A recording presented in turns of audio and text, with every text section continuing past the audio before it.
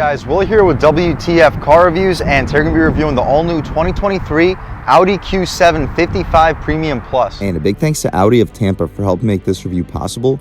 I'll leave a link to your inventory below, and if you're looking for a new premium or performance vehicle in the Tampa area, I would definitely recommend checking these guys out. And for those of you guys who don't know, the Q7 has been Audi's mid-size luxury crossover 3-row SUV since 2006. That's when the first generation was released. The second generation Q7 that you see here was released in 2016, sitting on Volkswagen's MLB platform shared with the Lamborghini Urus, Bentley Bentayga, and the Porsche Cayenne. So very premium feeling platform. For 2020, the Q7 received a facelift featuring a redesigned grille, front and rear bumpers, and revised exhaust tips. You also get a new interior with dual touchscreens. For 2023, the standard 45 Q7s inherit the Audi A4's new 2.0 turbo, made it to a 12-volt mild hybrid system, cranking out 261 horsepower, 273 pound-feet of torque. And you have to get the Q7 to 60 in the mid-6 second range, making it a very respectable accelerating SUV with a base 4-cylinder power plant. Matrix LED headlamps are also optional now for the Premium Plus and standard on the Prestige. The Prestige also gets a new remote parking feature. Convenience package for the Premium and Premium Plus gets a new adaptive cruise control with lane centering, plus a whole bunch of new colors are also available for the 2023 Q7. There are 3 trim levels for the Q7 and 2 engine options, not including the S trims, starting with the 2.0 turbo, cranking out 261 horsepower, 273 pound-feet of torque, enough to get the Q7 to 60. Between the low to high 6 second range, you can upgrade to the 3-liter turbo that you see here, which cranks out 335 horsepower, 369 pound-feet of torque. Similar motor to what you would get from the SQ5, a little bit down on horsepower, but still enough to get this 3-row SUV to 60 in 5 seconds. 3 trim levels for 2023, starting with the Premium, with the 2-liter starting at $59,200, with the 3-liter starting at $64,800. We get 19-inch rims, LED headlamps with auto high beams. We get Audi Virtual Cockpit Plus, ambient interior lighting, blind spot monitoring, lane departure warning, and standard all-wheel drive quattro. You can upgrade to the Premium Plus that you see here. With the 4-cylinder, the base price is $63,300. With a 6-cylinder, $68,400. Here, we get the Bang & Olufsen 3D Premium sound system, Matrix LED headlamps, a heated steering wheel, adaptive cruise assist with lane guidance. You also get 20-inch rims in the Premium Plus. The Prestige is the top-of-the-line Q7. It's 3.0 turbo only, base price at $74,400. Here, we get everything equipped from the lower trims, plus an air suspension, remote park assist, power soft closing doors, and the executive package. But here, we have the Premium Plus 6-cylinder with a base price at $68,400. What else do we get for that money? Let's jump right in. So up front, you notice your Matrix LED headlamps with LED daytime running strip, a halogen turn signal bulb, but everything else is full LED. Full front parking sensing airflow leading directly into your intercooler on both sides, with the radiator right in the center. Hopefully you can pick up the intercooler in the corners. Front-facing camera underneath the Audi rings, radar, cruise control, sensors housed right above that Quattro badge. Same thing on the opposite side. We'll take a step back. Hopefully you can get one last look at the front styling with the lights all turned on of the 2023 Audi Q7 55. The wheel and tire setup, we get 20-inch rims for the 55 with some beefy 4-piston brake calipers. The tires are also super beefy. We get Pirelli Scorpion Verde all seasons. Dimensions are 285/45 R20. So the 285 square setup, very wide, a lot of rubber touching the ground in this beefy all-wheel drive SUV. Body color mirrors, additional camera on the side of it, helps out with the 360. We do get the 360 here for the 55 Premium Plus. LED turn signal on the mirror. The glass fills up the entire frame, but the blind spot monitoring is right here in the inside. The blind spot monitoring is not on the glass. Smart access for all 4 doors, Quattro badge in the lower right corner. On the rear passenger door, we get this aluminum trim surrounding the windows. I kind of wish it was blacked out, but it's not shiny chrome. It's an aluminized material. Blacked out B and C pillars. Same rear wheel and tire setup. The only difference is a smaller single piston brake caliper out rear. We get a full moonroof up top and a shark fin style antenna. Hopefully I can pick it up for you guys on camera. Additional side sensor out rear. Full LED taillights. Ton of spokes. I think I could see about 8, maybe 9 total LED spokes for the taillights, and the aluminum strip connecting the 2 taillights together. Q7 badge, Quattro in the corner. I kind of wish it said 55 somewhere. We get a tow hitch, full rear parking sensing with the reverse lights right outside or inside of those reflectors. We mentioned the tow hitch. Hopefully I could pick up the exhaust tips for you guys. We get dual exhaust. Speaking of the exhaust tips, let's fire up this 3-liter turbo and hear how she sounds.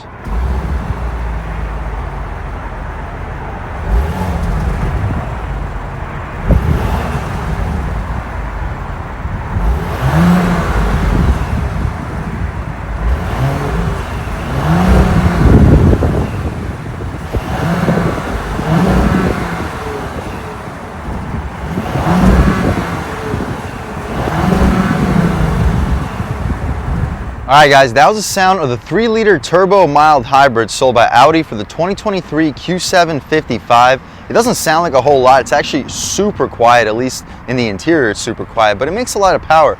At 335 horsepower, 369 pound-feet of torque. Most likely underrated because this car can do 60 in 5 seconds. Car and Driver tested it at 5 seconds. So for a 5,000 pound 3-row SUV doing 60 in 5 seconds, you're probably pushing closer to around 400 horsepower. But what you see is basically what we get. Mild hybrid system. If I didn't mention, we get mild hybrid system. If we didn't mention, we get dual intakes too for this V6. Single hydraulic strut, but not a big deal. Keeps the hood up with no problem. You can shut this thing right up or down, whatever you want to call it. Take a step back, get one last look at the front styling for this 2023 Audi Q7. Taking a step inside, we can really see what's going on. For mid-trim, it's not a top trim. The Prestige is the top trim, but this is still a beautiful interior for what we get. Up top, soft touch materials, 2-person memory seats, lock and unlock, open pore wood trim, aluminum door handle, gushy soft armrest, and leather even for the middle portion. The bottom portion is also soft touch, massive storage. You'll fit at least a foot long, probably 2.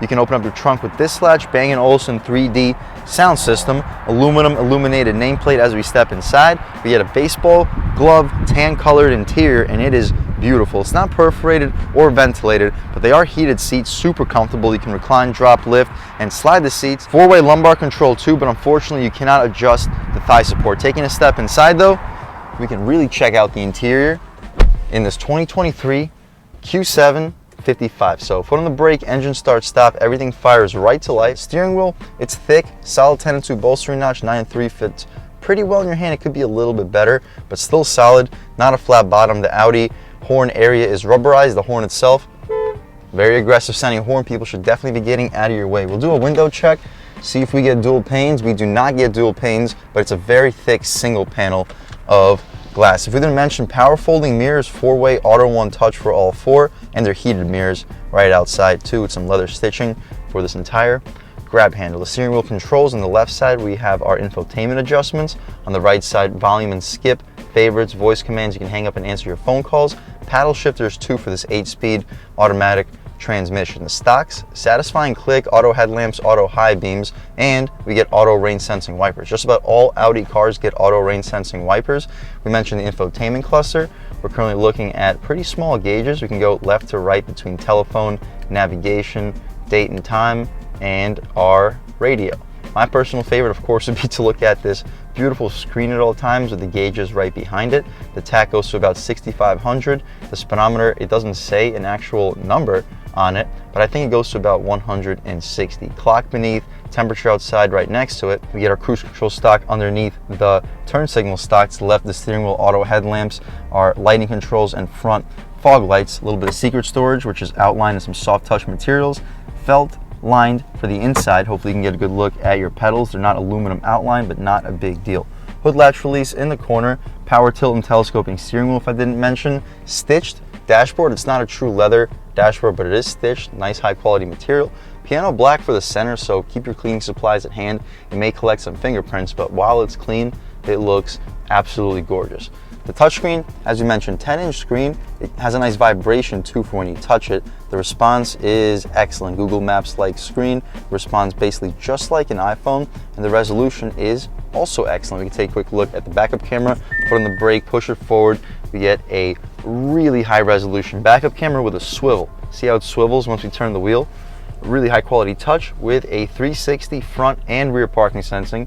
Press this 3D button, and you can see everything that's around your Q7. Super cool features. You throw the thing right back into park. Unfortunately, we stay in the backup camera and 360. You gotta actually press the X to close out of it. We also have our phone, music, media, and our radio all in our touchscreen. Of course, we can turn the sound down so we don't get hit with copyright. The home screen includes all of these: radio, media, phone, nav, apps, vehicle favorites, settings, and everything else on this side.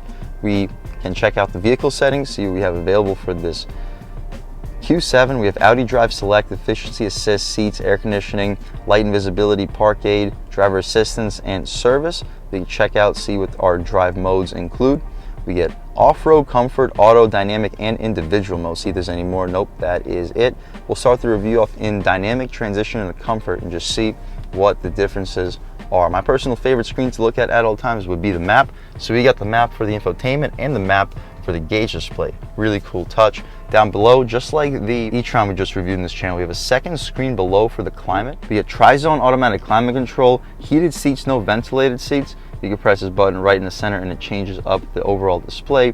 But I kind of like the display, so we'll leave it the way it is. Right here, down here in the center, you press this button and you can do the air conditioning settings all from the top touchscreen too. I'm not quite sure why you would want to do that, but when you press this button, it also exposes our heated steering wheel. So that might be the only way to access it if you press that down and middle button. We can close out of all of these, leave it all right over there. Drive mode select, we mentioned the drive modes. Traction control you can disable, hazards in the center, defrosters right next to it. Parking sensors and camera you can disable if you'd like to for one reason or another. 360 volume and skip in a really convenient location for the driver and the front passenger.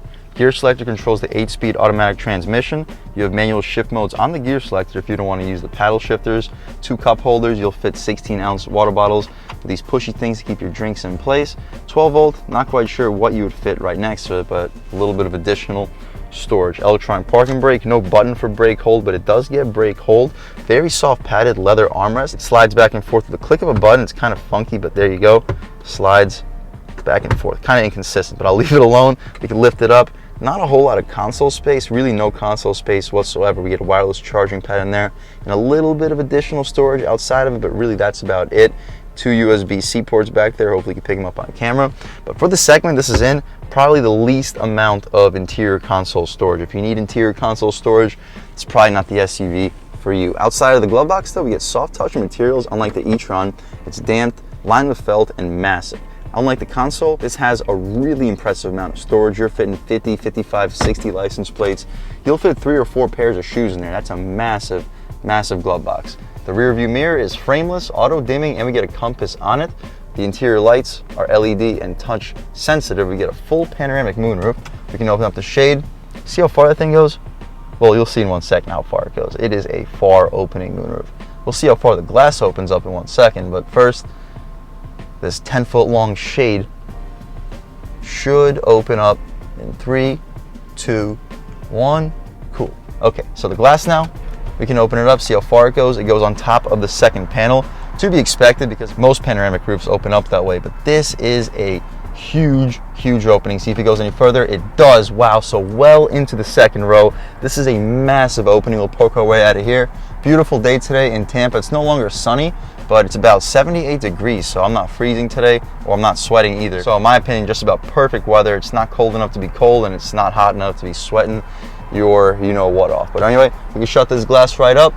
We'll leave the shade open so when we hop out back, you can see how much light is brought into the cabin, but that's about it for the front seat of this 2023 Audi Q7 55 Quattro. Standard features, you guys can pause, take a look at all of them for the $64,800 base price for the 55. $595 for this glacier white metallic paint color, $3,600 for the Premium Plus package, including the 20-inch rims, all-season run-flat tires, convenience package, Bang & Olufsen sound system, and the illuminated door sills. $750 for the towing package, $475 for the Audi Beam rings, cargo cover for $365, $350 for the protection package, $1,200, about $1,200 for the destination, totals us out a tick over $72,000. We get a decent amount of credits here too, about $1,400 or $1,375 in total credits, which lower us down to $70,775. Fuel economy, 20 mpgs for a 3-row SUV. This is a really efficient vehicle, especially considering that you can do 0 to 60 around 5 seconds. You could probably thank the mild hybrid a little bit for that, but still very efficient and impressive for what I've seen so far. Back seat space, let's hop back there, see how much space is offered, as well as the overall quality of the materials. So up top, soft touch to be expected, open pore wood with an aluminum grab handle inside. We can open this up, it's like a little ashtray in here. That's also pretty cool. Auto one touch for all 4 windows, gushy soft for the armrest, leather for the center. Bang & Olufsen speaker right down below. Soft touch even for the bottom portion of the rear door panel. You'll easily fit a foot long, possibly 2, and a big gulp right next to it to wash it down. Taking a step inside, small illuminated aluminum nameplate. The seats are still beautiful, tan baseball glove color seats. Legroom, I'm a little bit over 6 feet tall, sitting behind my seat settings, and I still have plenty of space. The adjustments, we have a latch. We can slide the seat back a little bit. I have about 4 or 5 inches of overall knee room, cargo nets behind both of the front seats, tri-zone automatic climate control, air vents in the center console area, and air vents on or in the B-pillar. Additional speaker too in the B-pillar should help out this 3D sound system tremendously. And we get 4 speakers in the pillars up front too. Hopefully I can pick it up for you guys on camera. But the headroom here, I got at least 3-4 inches, plenty of headroom, plenty of legroom. If you're under 6'4", 6'5", you should be able to sit behind your seat settings with no problem. We can open up this little center cubby area. The seatbelt's a little bit in the way, but it's pretty soft, genuine leather stitch. Pretty small cup holders. You'll fit 12 ounces, maybe just Red Bulls, but you will fit something in those cup holders. That's about it for the back seat, guys. The interior light is LED and touch sensitive. Hopefully you can get an idea of how much light will be brought into this cabin. It's currently pretty cloudy, so it's kind of tough to have an idea of the sunlight, but you can take my word for it. It is pretty bright. That's about it for the second row. All right, I had to open up the cargo space because there's a big tonneau cover which didn't let us open up or access the third row seats, but you push down onto this latch, lift this part of the seat, and hydraulically opens up, making it a little bit easier of access into the third row for somebody my size. Electrically folding and opening third row seats are controlled by buttons either right here or in the cargo space. We'll check that out in 1 second. But taking a step into the third row, again, I'm a little bit over 6 feet tall, sitting behind my seat settings. Oh my God, yeah, this is one of the smallest mid-sized third rows that I've been in a really long time. For me to be comfortable back here, I'd probably need the second row passenger to move their seat up a good 5-6 inches, and then they would have no space. So I wasn't expecting this third row to be as small as it is. If you're looking for a usable 3-row SUV, I'd send you towards vehicles like the BMW X7. I think it's much more spacious than this. But if you don't plan on putting anybody other than kids back here, this should be fine. I'm not even gonna put that seat up because I can't even fit my knees behind these back seats with the settings that they're currently in. Headroom, my head is in the ceiling. We get a bunch of speakers back here though, so the sound system has to be really impressive. I tested it out earlier and it was bumping. Unfortunately, for copyright purposes, I just can't demonstrate it for you guys on camera, and the microphone wouldn't really be able to pick up the bass on all the treble. Anyway, I'm gonna get out of this back seat. I can't wait to get out of here. It's so unspacious. I was actually expecting a lot more space in the third row. That is a thumbs down. It's not unusable, but for any trip over 30 minutes, I'd probably start complaining. If you're under 5'4", 5'3", if you're a kid, I guess this third row seat is usable, but for me, this is probably one of the smallest mid-sized third rows that I've been in so far. We can fold the third row seats down though. The headrests fall down automatically. You can see the floor mat, trunk mat falling right alongside with it. We'll pull this back a little bit, drop these seats right back down. To lift the seat back up, you got to pull this bottom latch and then simply just lift. Okay, cool.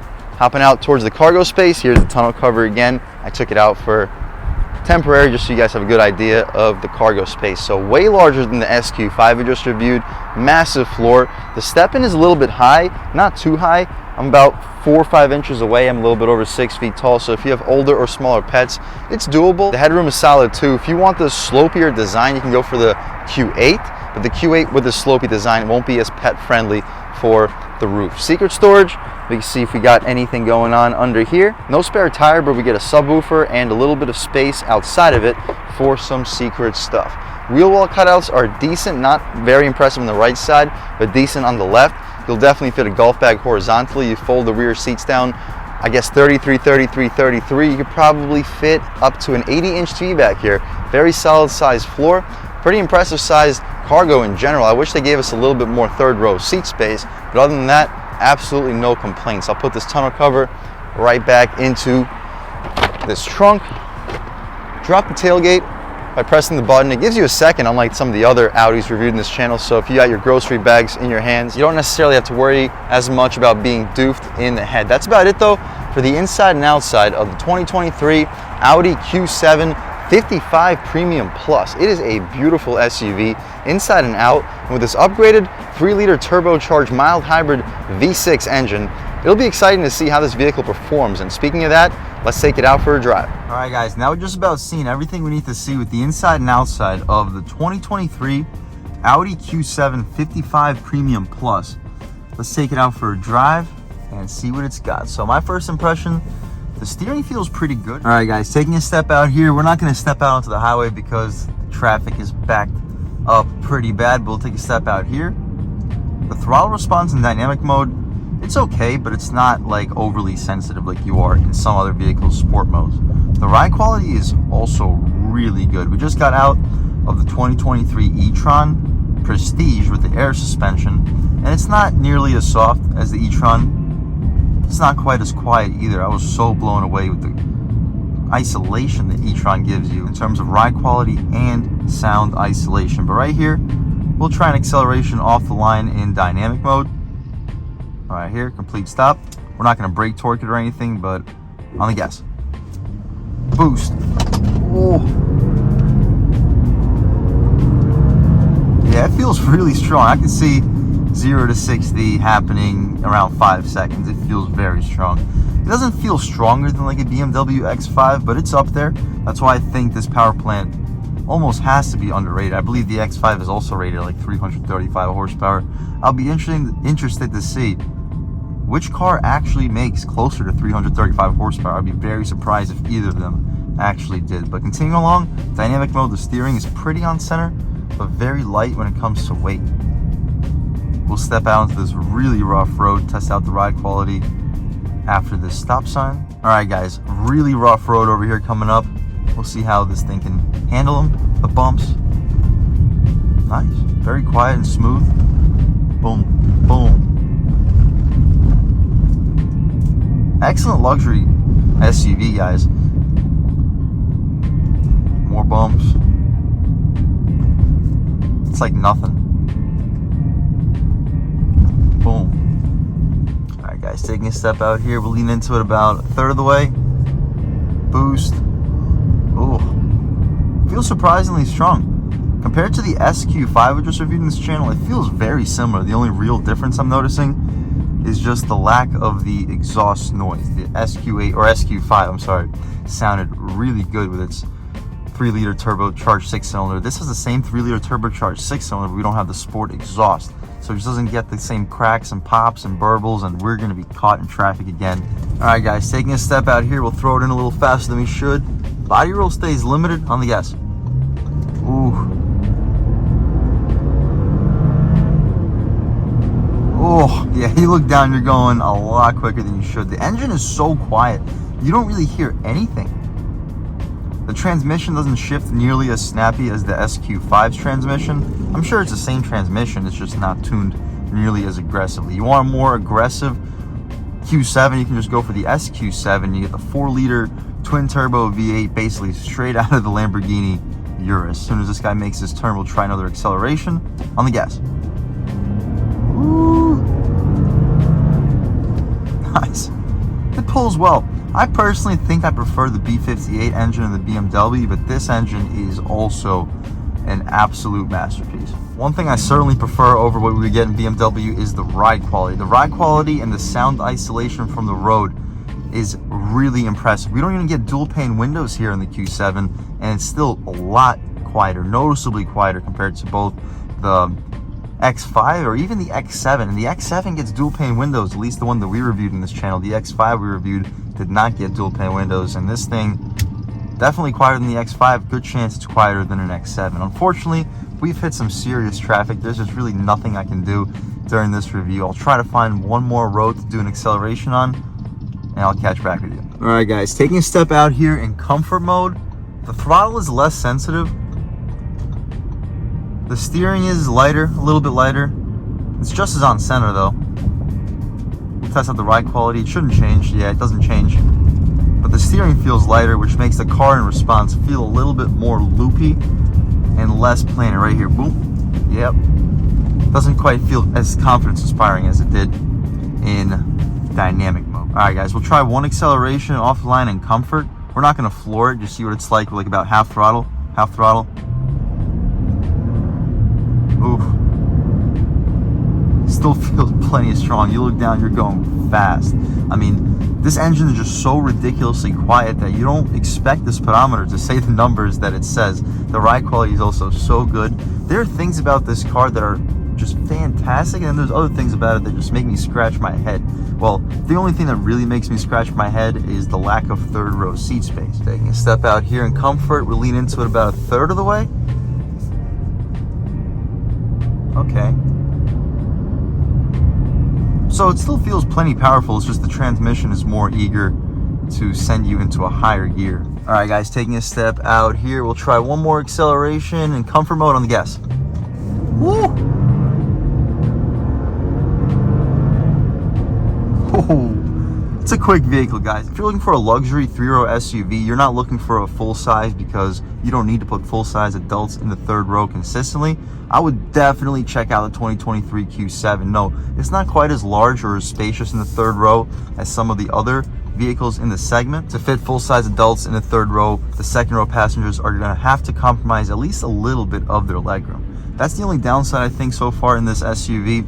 Outside of the third row, this thing is fantastic. It feels so luxurious. If you don't like the sporty aspects of BMW, they're too stiff for you, they're too rough, you want the softer, plusher ride and feel behind the wheel, this is definitely the car for you. The BMW does feel a little bit too brute and sporty sometimes. This gives you the pure luxury feel. It's like your Mercedes without the Mercedes price tag. If you're looking for a 3-row luxury SUV, I would definitely recommend checking out the 2023 Audi Q7. I'd also recommend checking out the Audi Q7 with a 3-liter turbo. I wouldn't recommend the 2-liter turbo. It's a little bit underpowered for a vehicle this size, but you're looking for a luxury 3-row SUV, the Audi Q7 with a 3-liter V6 turbo might be the one for you. And a big thanks to Audi of Tampa for helping make this review possible. I'll leave a link to their inventory below, and if you're looking for a new premium or performance car or SUV in the Tampa area, I would definitely recommend checking these guys out. And huge thanks to all of you for watching. I had a great time making this video. If you're new to the channel, please subscribe. If you've already subscribed, thank you guys so much. You know the channel is just not possible without you, and I really appreciate the constant support. But again, if you haven't subscribed yet, please subscribe. Leave a like too. It really helps me out the YouTube algorithm. That's how these videos get promoted to new people. Leave a comment. Let me know what you like. Let me know what you don't like. Leave a comment. Let me know if there's any specific cars, SUVs, or trucks you'd like to see reviewed on this channel, and I'll definitely try getting those videos for you ASAP. But other than that, again, thank you guys so much for watching, and I hope all of you have a great day.